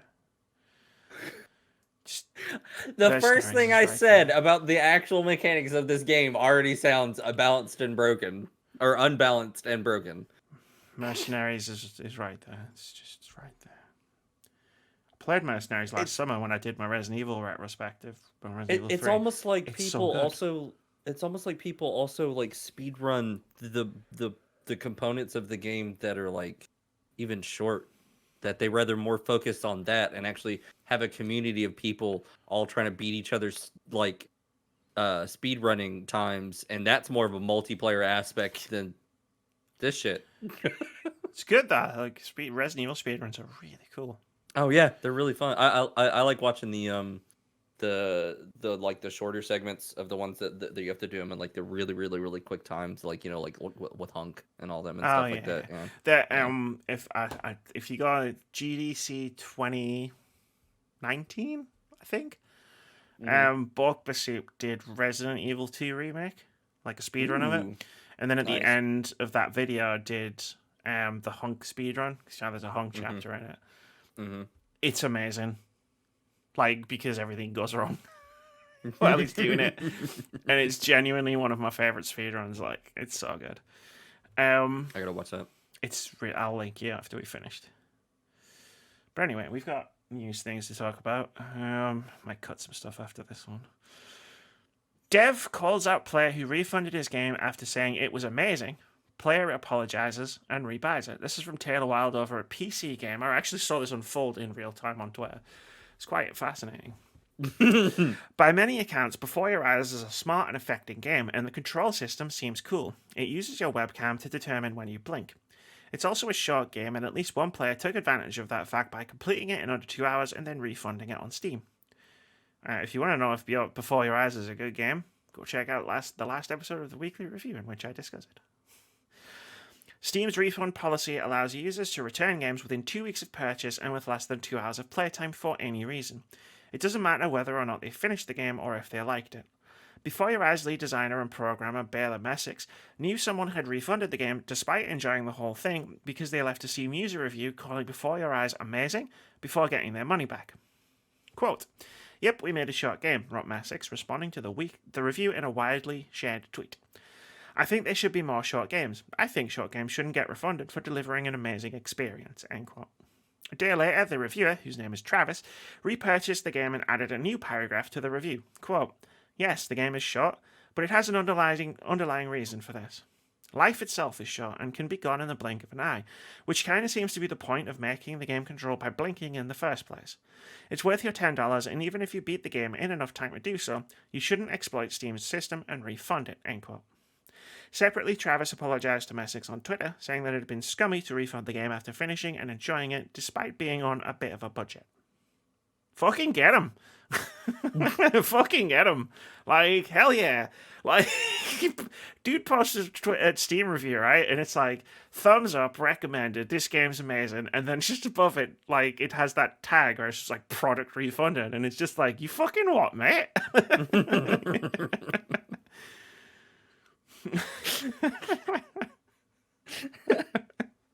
Amy Unleashed. That's what you signed up for, Dave Fox. Fair enough. To be honest with you, fair enough. Like it's a very specific example of a broad issue with Steam's refund policy, in that Steam's refund policy is legitimately great. Mm-hmm. But I feel like it was designed with AAA games in mind, right? Like you buy a $60, $70 game and then play it for a bit, and then if it's not for you, you can refund it and get your $60, $70 back. But like there are games like Before Your Eyes that legitimately are shorter than 2 hours, and they're amazing. Spoiler alert for if you did go back to watch that podcast, Before Your Eyes is a great game. But like it punishes those games because people could just refund them even if they play the entire thing, and that kind of sucks because, like, I'll take a 90-minute game that doesn't stretch itself too thin over fucking Ghost of Tsushima. Damn, that game's getting a beating this episode. Like, for stretching itself out for as long as possible. Like, of like, hey, we've got a 50, 60-hour game here. Yeah, but it could have been 30. It could have been 30. Like, I'll take those experiences any day of the week. I love short games. Like, I played OlliOlli, a game I talked about on a podcast not long ago, and did it in a day. And I was like, it was great. It was like a Sunday afternoon, and it was like, I just sat down one Sunday afternoon and played the game, and I was like, it was a great game. I'm trying to think about what was the last game that I played that was actually a pretty short game. I don't remember, actually. Usually most of the games that I play are either persistent and or long enough. I mean, that's fair. Like, right now, like, you want to go to the opposite end of the spectrum. Like, I am obsessed with Monster Hunter Rise right now. So. Yeah. Actually, no. You know what? There is a little bit of a shorter game that I just repurchased because of how much I thoroughly enjoy it. That you can actually beat that game. I think you could probably beat it within 3 hours. Actually, to be fair, Axiom Verge. I love Axiom Verge. Yeah, 2D side-scrolling Metroidvania, very much in the vein of Metroid. I own it on a PS4. It took me slightly over 3 hours to beat it the first time I played it. But, you know, Axiom Verge might have been like the first challenging game I ever beat. Really? It's hard to tell because when I was a kid, I played a lot of stuff, and like I wasn't as aware of like challenge and difficulty as I am now. If that makes sense. When I was like a kid, it was a game, and I just did the things, and then I Yeah. got to the Yeah. end. Yeah. Axiom Verge, I fucking love that game. I remember like there were some Oh. bosses where it was just like, I will destroy you Mhm. before you break me. I also love the way that the game decides to use its environment and mechanics in which most games don't utilize and try to make it on a broader, grander sense. Yeah. Like the fact that you can literally like, I'm going to change the pixels and make of this entire wall right here so I can pass through it or make it explode or whatever the fuck. Whereas before it was an impenetrable object. Now I can do whatever. And it's like that. What? That's awesome. You know, that Yeah. kind Like of the little mechanics stuff. were really like of the gadgets and weapons were really inventive. Mm-hmm. But yeah, like this is cool. I'm glad that like the calling out of this had a positive effect. True, very true. Because I unfortunately it happens a lot. while I do understand like the whole being on a budget, like yeah, I've definitely been a gamer on a budget all too many times before. At the I'm a same gamer on a time, budget. yeah, I just like if I can't afford a game, I don't buy it. Like it's as simple as that.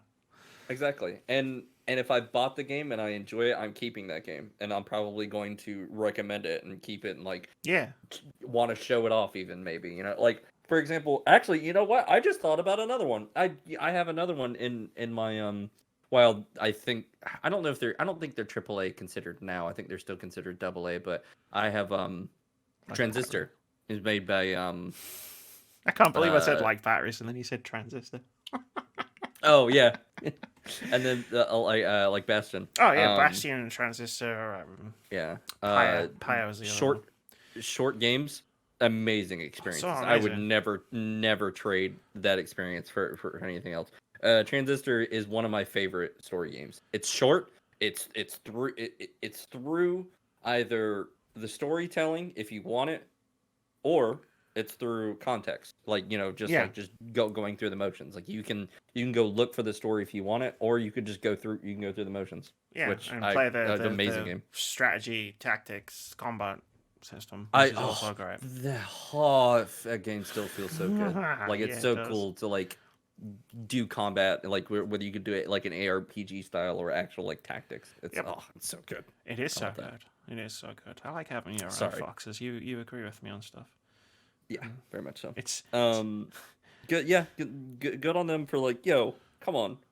Our but game's yo, good, come keep on! it. It's like, come on, like Yeah. you've bought a thing, you've enjoyed a thing. Don't get a refund on it. Like Yeah. support. You even told us it was good. Yeah, so you told on yourself, and that's how this all happened. But like, Mhm. just support developers. Like, it's not difficult. Like, especially Agreed. indie developers who like don't have billions behind them from like a Mhm. big company. It takes big moments for an indie game to really get recognized for their company to actually blow up. I mean, like when they were making Celeste, did you think that I think that company was probably not expecting it to blow up as big as it did, get best soundtrack and all that shit, and then it'd be like, oh my god, we made a popular game. Oh shit. I mean, the ultimate version of that is Among Us. Yeah, there you go, Among Us. Yeah. Wait, what happened? Like, Yeah. could you imagine being the developers of Among Us last summer? Like, they just woke up one day and they were like fucking millionaires, right? Like, that's were like, legitimately what happened. What happened? Did we wake up in a different alternate reality where we made Like- good game? Like, Janet just fucking called up Timothy. I don't know if that's the actual developer's name. It was just like, hey, do you remember that game we made a couple of years ago? You know, the one where like everybody ran around and one of them was an imposter and like you had to figure out who it was. Oh yeah, I Oh, mean oh, we're yeah, I making remember, the second yeah. one like right now. We're trying to make Yeah, like yeah. a better version because no one bought that one. Oh yeah, no, people are buying it now. Not just single digits either. Yeah, It's like what? So like, it's the most popular game on Steam. Yeah. We have. I imagine it would be like clunk with a phone and be like, Jimmy, we gotta go back on one. Do you still have the code? Do you still have the code for Among Us? Do we still have that other map that we never released? We gotta work on it. Oh boy, oh boy, oh boy, oh boy. You know what? Fucking delete this thing. Kablamo. New indie games coming to Switch include House of the Dead Remake, Oxenfree 2, and OlliOlli World. This is from Tom Ivan over at VGC, and all I did was I got the list. I just got the bullet point list. So the games that they showed off at this indie world were not Hollow Knight, Silksong, thanks Nintendo. Sorry, I just had to get that out of my system. The games they did show. Road 96 from Digix Arts coming out in 2021. Oxenfree 2 Lost Signal coming out in 2021. OlliOlli World in winter 2021. Hindsight coming out in 2021. Last Stop coming out in July 2021. The Longing is out now. Aerial Knights Never Yield coming out May 19th, 2021. Demo out today. Fez is out today. I could have sworn Fez was on Switch, but apparently not. Aztec Forgotten Gods is out in fall 2021. There Is No Game, Wrong Dimension is out now. Teenage Mutant Ninja Turtles Shredder's Revenge is coming out in 2021. I've heard good things. Also been recommended by people about the new Teenage Mutant Ninja Turtles game.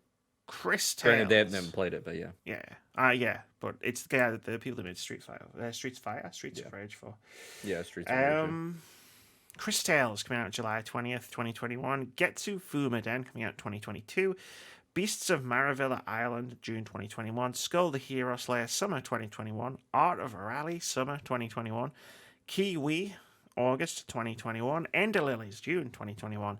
Weaving Tides, May 2021. Labyrinth City, Pierre the Maze Detective, Spring 2021. House of the Dead Remake, 2021. They did the thing at the end of the Indie World where they were like, oh, no, wait, we've actually got one more game. And you go... and then it was Oxenfree too. And I was like... I like Oxenfree. I remember watching people play the first one. Hollow Knight, though? Come on, please. Who's the developer who made Shovel Knight? Shovel Knight? God, I should know this. It's not Team Cherry, because that's Hollow Knight. Oh my god, I'm embarrassed. I even just typed Hollow Knight into Steam. Yacht Club. Yacht Club Games. Yeah, Yacht Club Games. Yeah, okay. I was wondering if maybe they were getting their next game on Switch. I mean, they granted, did a thing. Are they still doing stuff for Shovel Knight? Shovel Knight Dig? But I don't think that's being... Yeah, Shovel Knight Dig. Oh, that's being developed by them and Nitrom. They're still doing stuff. That was last year at a Direct, I think, Nintendo Direct. But I got some highlights from this. Other than the lack of Hollow Knight. Dying out here, guys. Dying, please. But Road 96 is a cool looking game. It was the game that they started the Direct with. I remember seeing that and being like, what kind of game is this? Game Awards. Awards. What are you doing? That kind of sort of thing. It's like a road trip game. Road 96. So it's like a narrative game, but it's procedurally generated. So like every road trip can be very different. And I think they're talking about some absurd number of possible, like, because you can make choices when you're going down up the road. You're like fully in control of like what happens. No two roads are the same as there's like a tagline for it. It's 100,000 variations. It was some really, really high number.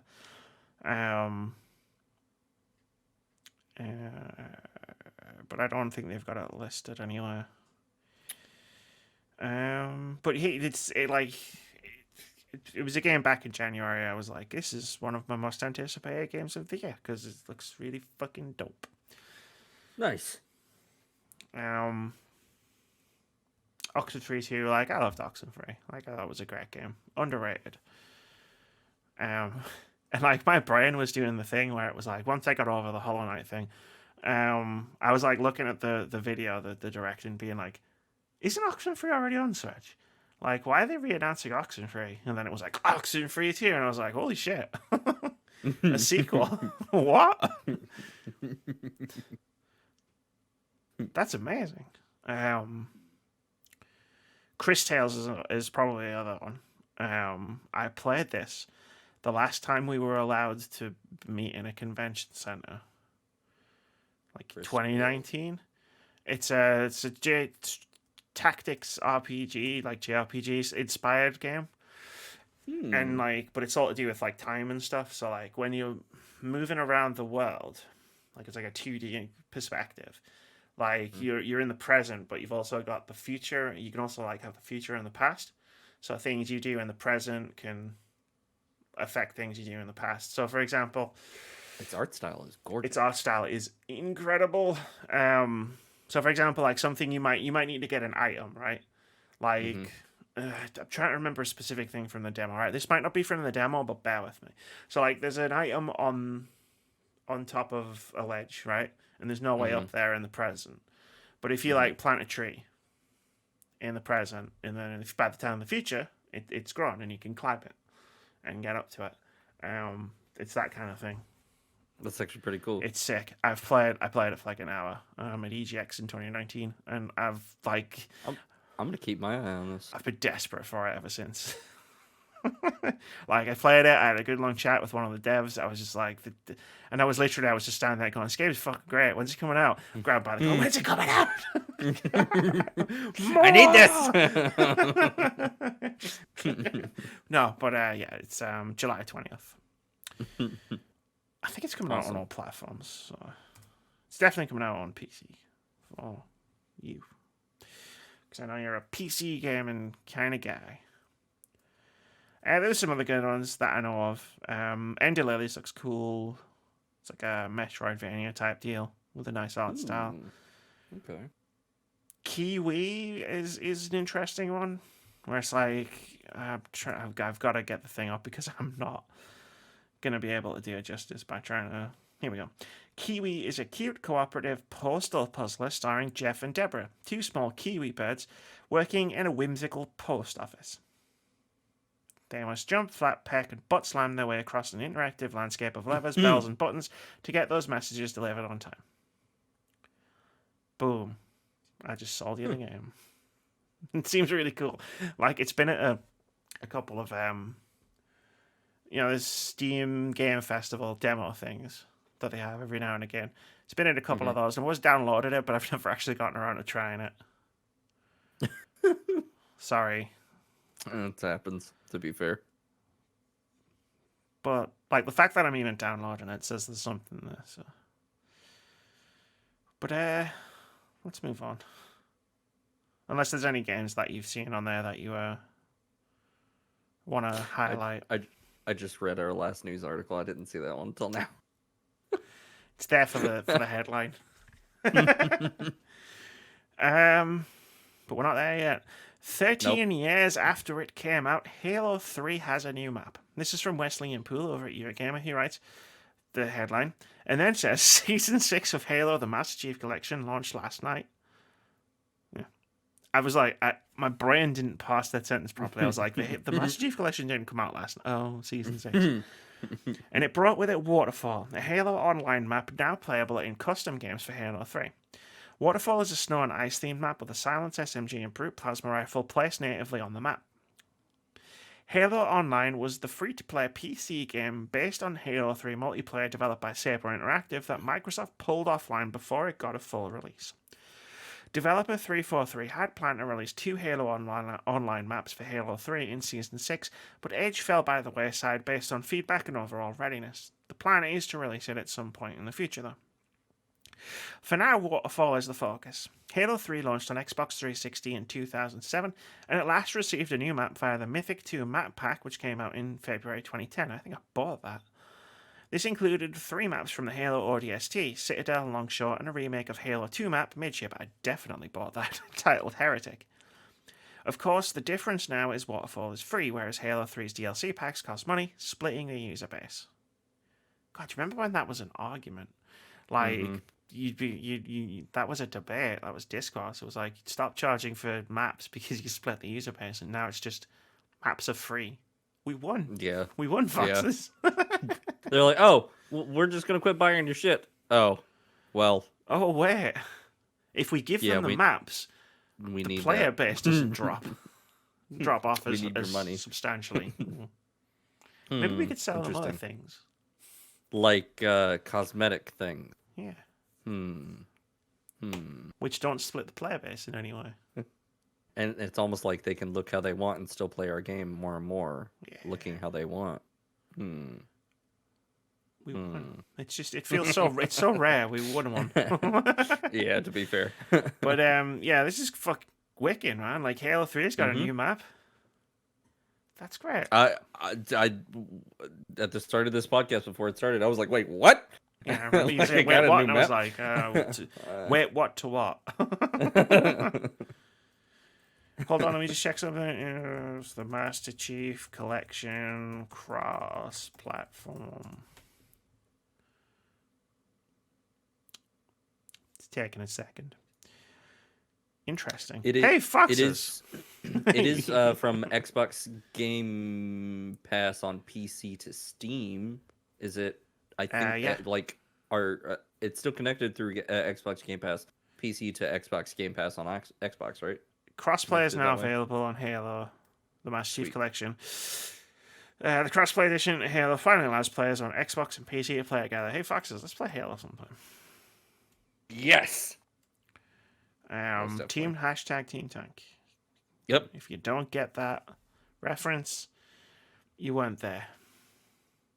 You weren't there to understand. There. Team Tank. You know what? Tanking in Overwatch was the most thankless thing I've ever done. And we were the tanks. We had to hype ourselves up. I just got sad because those were the times when tanks were good. I've played the game for so long. Like it actually makes me sad now because I would rather go back to the time where I wasn't getting thanked for all the bullshit that I was doing and actually handling, a lot of stuff against other people. Now I'm just getting shit on because I'm playing a tank because they suck. Now that sucks. It's probably a good thing I don't play it. They don't completely suck, but DPS just got such a big buff that it was just kind of like, well, everything else sucks though. Those were the days. I miss them because we rolled Overwatch so often and we had the team for it. But yeah, it was like we just never got anything off of everybody else. You'd be like, everybody else got the golds. you'd fucking just fucking kill it in a match. And then you'd one time a Genji would get past you and kill healers, and that you'd hear nonstop why you protecting me? It's like, you just see the shit I just did for you. You handled the one Genji, I'm gonna handle the other 5. It's like, yeah, hey, have you got the Genji? And it's just, you good? And it's just you holding fucking everybody yeah, I'm good. I'm good. Whap, I'm good. Charge. We were I genuinely I'm pretty humble about my performance in video games, but we were pretty good at Overwatch, especially as a team. It was the dream team. It was the dream team. We probably all still own that game. I wonder if we can just go for it one more time. I don't own my original profile anymore because that Xbox bricked, but I have the other Xbox and I still have the game technically, so yeah. It'd be on new profile, but fuck it. The group chat probably still exists. I wonder. Probably.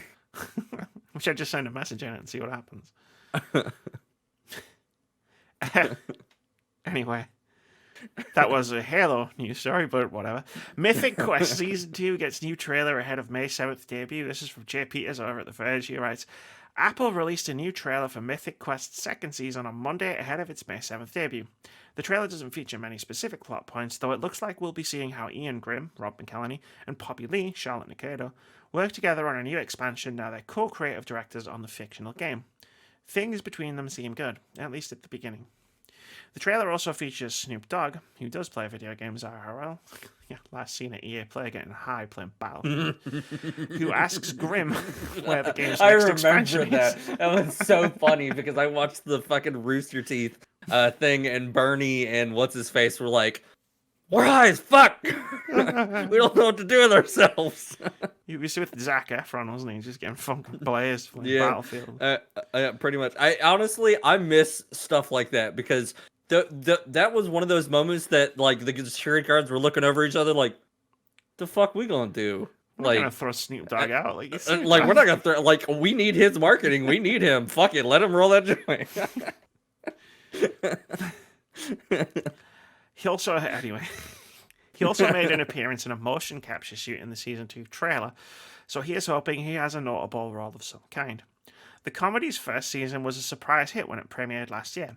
The creators also released a quarantine special last May, Mythic Quest Quarantine, which was made entirely remotely and filmed with 40 iPhones.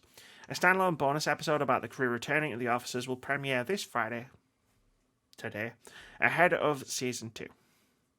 Did you watch this? Mythic Quest. No, actually, I've never seen Mythic Quest. I've heard some good things. It's actually no, pretty good. Like, TV. I got the Apple TV trial, whatever, when it came out, just to watch it because I was like, yeah, I'm gonna watch it. Like, I didn't expect anything from it. I can't remember, like 8 episodes, I think. Really? It wasn't that long. It's really good. Like, I had a good time with it. Like, if you know there's 9 episodes, and then one special, the quarantine episode. God, I watched it and there was no such thing as when I watched this, there was no like lockdowns and coronavirus and whew. February 2020. It's actually pretty good. Like, it's funny. Like, if it, when you watch something about video games that's not like video games itself, it's like you always prepare yourself because it's like, I know about the industry and like there's going to be stuff in here which is just like, well, that's bullshit. Like, Mythic Quest actually didn't have very much of that in it at all. Like, it had a lot of really like cool, insightful things to say, and the jokes about the games industry were actually like pretty funny. Like, there's the character played by Danny Pudi, who's Abed in Community, and he's like the head of monetization. So like his character's just fucking funny as fuck anyway. But like there's an entire episode where it's like he makes a sword that you can buy with like a fucking ridiculous amount of money. He's just like, yeah, it's just there to be aspirational, though. No one's actually going to buy it. And then someone buys it within like the first 12 seconds. But then he has like this existential crisis where he's just like, but it doesn't matter what I do.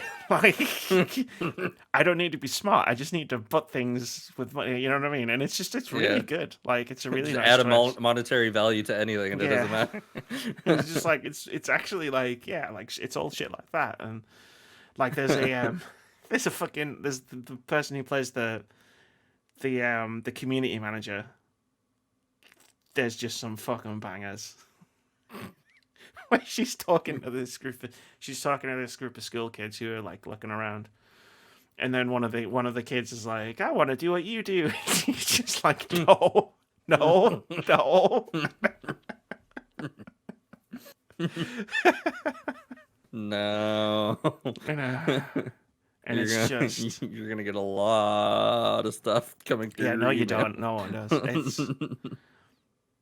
It's great. I'm looking forward to season 2, but I'm actually gonna have to like subscribe to Apple TV for a month because I use my trial. But it'll be fine. It'll be worth it. I'll just cancel Funimation for a month because you can actually just juggle streaming services. It's weird. I wanted to read this all day since I found out. It's here for the headline. I don't have any thoughts on the story. Bowser penis hit with copyright takedown. This is from Anna Diaz over at Polygon, who writes, "Making Bowser porn just got a little bit harder. At least that's..." You couldn't make it through it, could you? See what you did there, Anna?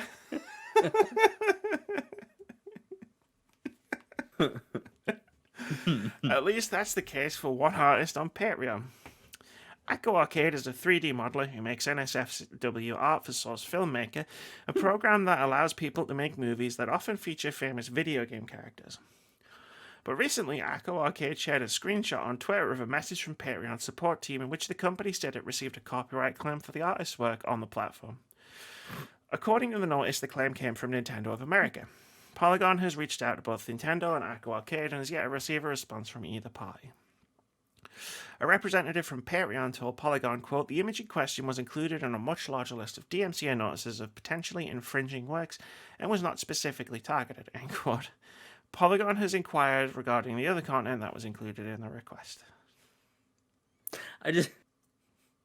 I'm imagining in my head, I'm specifically, it's two people, and one person's going, it's like, all right, so what kind of like copyright strikes or what kind of like stuff that we got to deal with, today and whatnot. It's like, all right, well, we have this new song. It's like Mario and Peach, getting down with the mushroom. It's like, okay, yeah, issue them one. It's like, I have this artist who is doing this, and like shows it to him. It's like, oh no, that's gotta go. That's no, and like just and then like immediately issuing a copy strike. It's just like just because being like that, just Bowser, like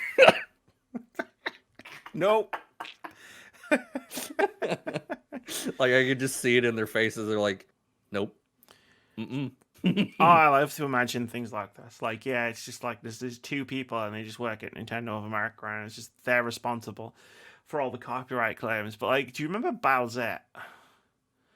Yeah, they capitalized on that one almost kind of hard, didn't they? They like what do you think was going on in that department when Bowsette was a thing? Like they were just like, what do we do? We can make money off of this. What do we do about this? Like the entire internet is currently horny for Bowsette.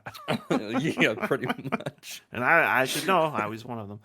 But like it's one of those things that it's just like, well, if it's taken over the whole internet, we can't do much about that. Yeah, right. We can't issue copy strikes to every cosplayer that has ever done this because it's impossible. That's it, right? Yeah, it's the case of. But this one guy or this artist, yeah, let's nail him. It's like it went too far. The Bowsette thing spread too far and wide before they could get it under control.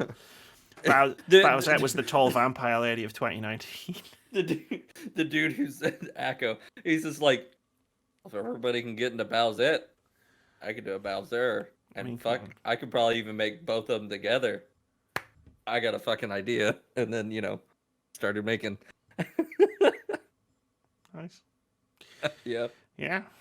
Yeah. Hold on, wait. I gotta do it. Echo. Oh boy. Arcade. I would love to see your search history from all the different fucking things that you've talked about. Incognito mode, my friend. That's what I figured.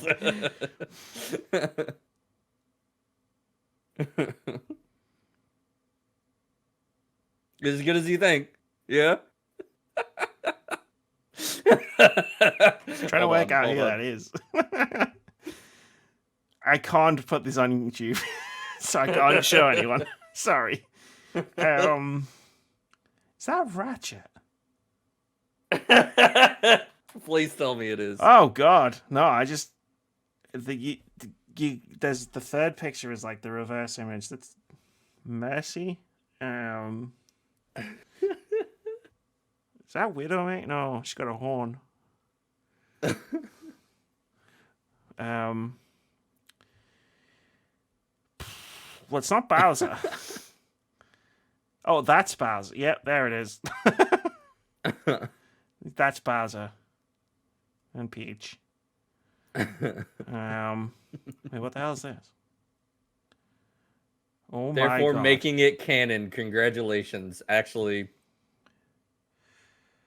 So, not only did Nintendo do Echo Arcade's Bowser porn,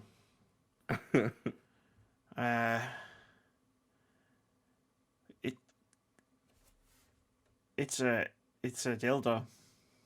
Oh yeah, I'm seeing it now. Yeah, Okay. yeah, Okay. All right. Actually, it's with a collar.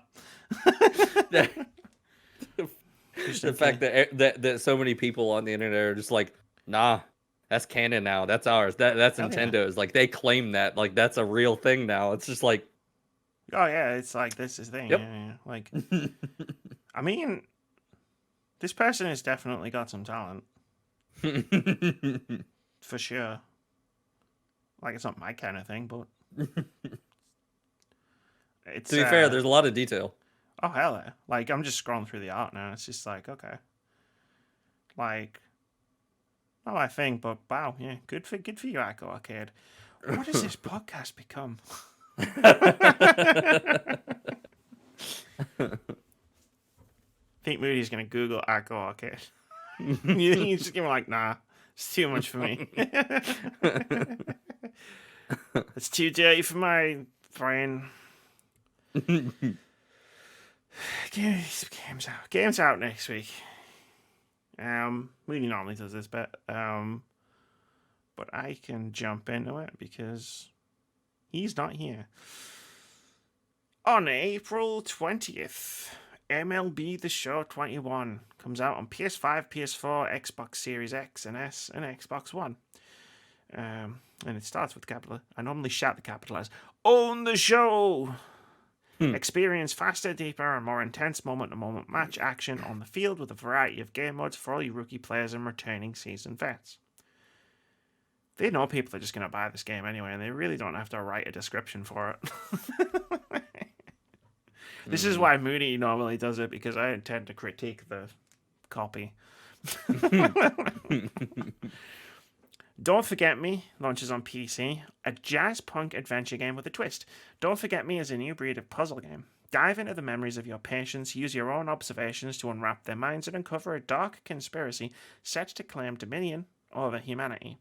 And also on April 20th, Mask Maker comes to PC VR headsets and PSVR. In an all-new mysterious universe built by the developers of the award-winning A Fisherman's Tale, you play as a mask maker's apprentice and learn the magic of crafting masks to immerse yourself in the intriguing, enigmatic beings within the game.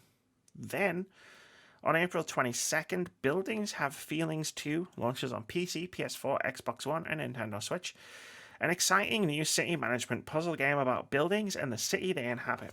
You must grow your city to a bustling metropolitan centre with an array of shops, offices, entertainment facilities, and amenities to help your buildings thrive or risk them being demolished forever.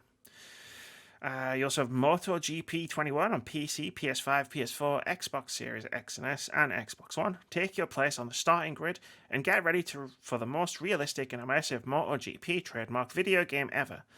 Live the most authentic two-wheels racing experience with the new MotoGP trademark 21. Smelter also comes out on April 22nd on PC, PS4, Xbox One, and Nintendo Switch. You are Eve, fresh out of Eden and armed with a living suit of armor, Smelter. Explore a dangerous new world, battle its bizarre denizens, and expand your empire in a desperate journey to find Adam. And on April 23rd, NieR Replicant comes to PC, PS4, and Xbox One. The upgraded prequel of NieR Automata. A kind young man sets out with Grimoire Weiss, a strange talking book, to search for the sealed verses in order to save his sister Yona, who fell terminally ill, to the Black Scroll. And lastly, on April 23rd, Judgment comes to PS5, Xbox Series X and S, and Google Stadia. I'm not going to read it because it's a re-release. It's a great game, though. Judgment, what is it, last year or the year before? It was the year before. Yeah, so I was wondering. I was like, I'm kind of like, I thought this already came out. Yeah, It did. It was out on PS4. Yeah. This was the game that also had like issues with its development team, though, too, right?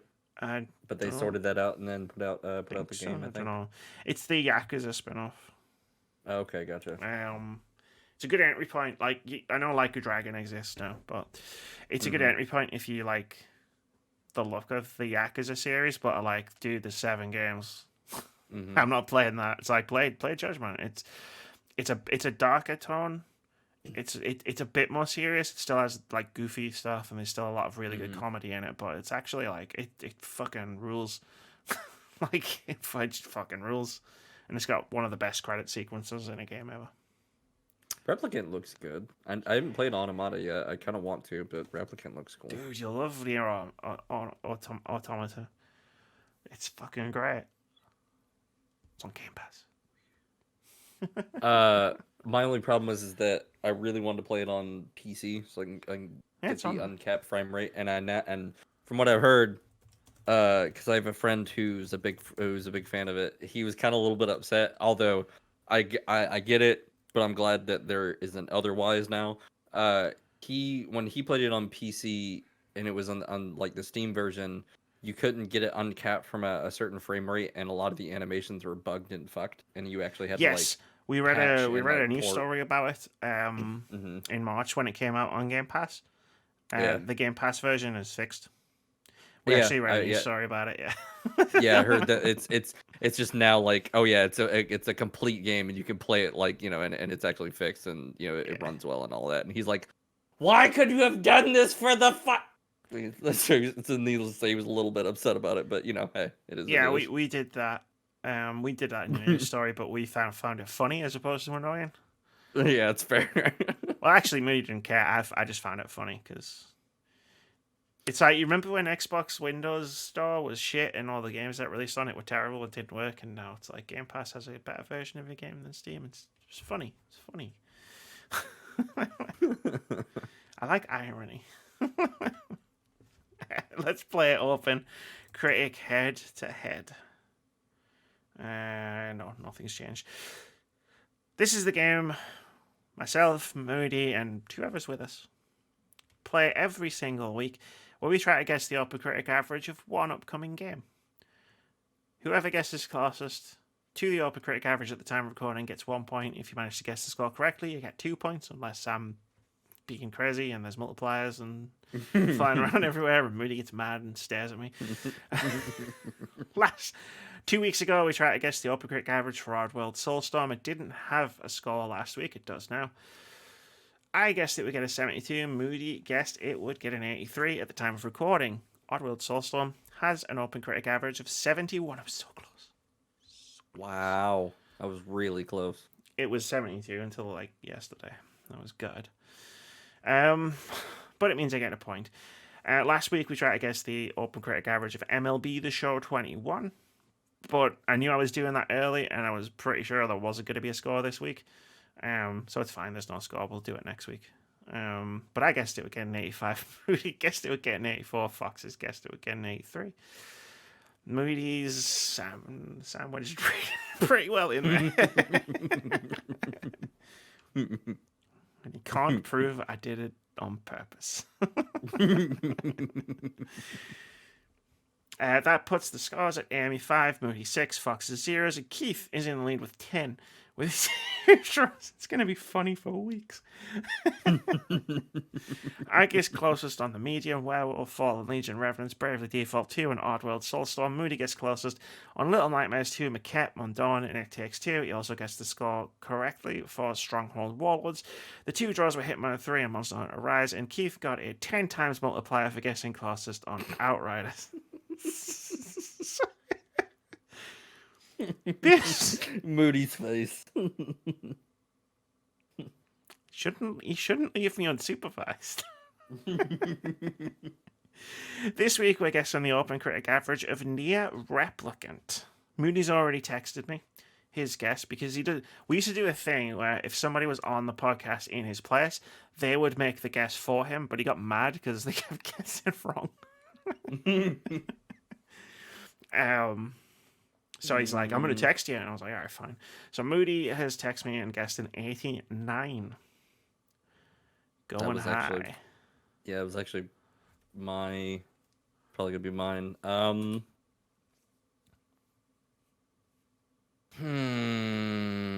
go 90. Sure. Oh, I could do it again, Foxes. I could do it again. And I really want to, because you just took my number. NieR Replicant. Oh. I don't know, like the first one was really, really well received, and the second, like, but this is a remake of the prequel, which wasn't. Yeah, that one was a little bit like it's a much different game So from it's Automata like, to the original because I remember playing the original. It's like it's kind of like a linear RPG in a way, you know. yeah, like the story was really well praised for NieR. Mm-hmm. So it depends what they've done with the gameplay. Like, have they just remade the story of NieR in the engine that Platinum Games and the gameplay style that Platinum Games made? Mm. And I don't know the answer to that question, even though I'm a freaking gaming YouTuber. Because it's not being developed by Platinum. No, wait, hold on. That's the thing for the original NieR. Why I typed in NieR Replicant? Why would you show me the original NieR? Yeah, it's Toy Logic. It's not Platinum Mm. that's making it. Because They may have a completely different my instinct is to go combat system high then. because of Mm. Automata being one of my favorite games. You know what? I'm gonna go down to 186. Wow. I think you and Moody have staked out the area I want it to go in, so I'm gonna shoot low and see what happens. Huh? I could overshoot. I've been known to do that constantly last year. I said Last of Us Part 2 again, like a 90, I think a 98. Be like one of the best reviewed games of all time on OpenCritic. And it caused a draw. That's gonna do it then for episode 252 of the Words About Games podcast. Just enough time to spare to go settle in and watch the Resident Evil showcase. And hopefully finally get my Resident Evil Classic Collection re-release of the original 3 PlayStation 1 games on current gen consoles. I've been begging them for it. I'd be surprised if they did the first 3. Just seeing well, actually, to be fair, I guess I wouldn't, because they've been on kind of like a big train, like, you know, bringing as many old games back forward, whether it's remaking them or just, you know, bringing them back just in general, because that would probably get them all geared up and hyped for, you know, the people who are excited about the remake of 4. 4, yeah. I hope they do. Like, I'd buy it. I know a bunch of people who would probably buy it if it was like 30 quid, 20 quid, something like that. That's going to do it. Let's get out of here. Foxes, thanks for joining me. Thank you for having me. Thank you for putting up with Amy Unleashed. I'm not always like this. As you know. Cat. Thank you for putting up with us. Kitty cat. She's not happy. Let's do another hour. She don't like to be up. Oh, bless. Now that is just the perfect cap to a great podcast. She's not happy. She don't like to be picked up. But yeah, like again, I say this all the time. Like, just anytime, you're welcome back. I'll save you a seat. I'll probably be here next week. Fantastic. You just want to see Moody's reaction and all the shit I talked about throughout the episode. And like the best part is I didn't concentrate in one part of the podcast. I sprinkled it throughout, so he has to watch the whole thing if he wants to see everything I said about him. And I'm guessing he did skip to the end to watch OpenCritic head to head first, and now you're gonna have to watch the whole thing, aren't you, Moody? Let's get out of here. Say bye, Foxes. Bye-bye. It's a TV show where they do this at the end every time. Yeah. Family Fortune. I don't know why. Yeah, I think so. What's the theme tune for that? Family, I don't know.